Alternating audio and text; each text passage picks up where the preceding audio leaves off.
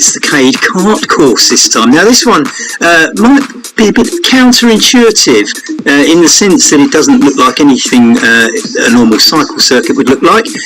It's supposed to be a go-karting track, obviously built in some sort of old warehouse or maybe a modern warehouse, and we've got some people by the side of the road there, or side of the track.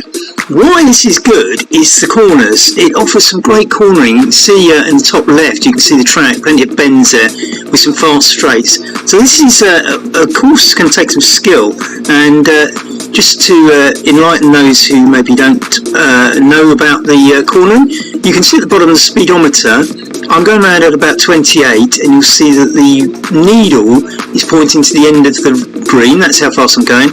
White is how much faster I can go without crashing.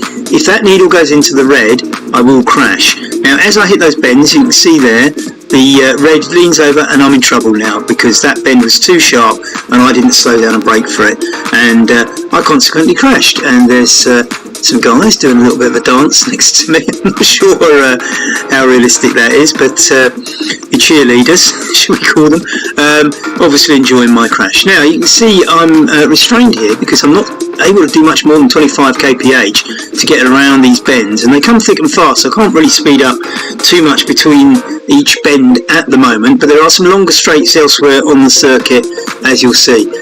It's not even dead flat considering it's been built inside, and I just avoid that one.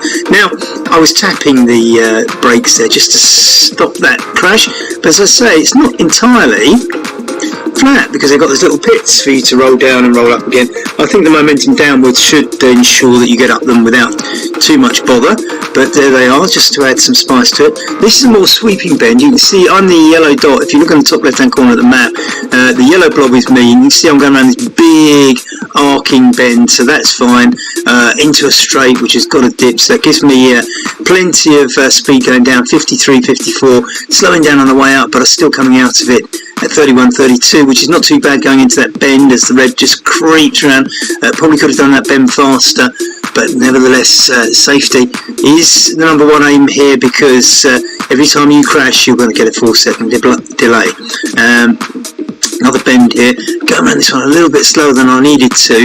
I'm only doing one lap of this course as a preview, so I'm not used to the bends. These really were the first time I'd ever come across them, so here we go into another no, I thought we were going to go into a dip, but we didn't. It's a slight rise, isn't it? If you go around another one of these bends, look at that, 26, just holding on, I'm slightly in the red, yes, and over the edge of the track.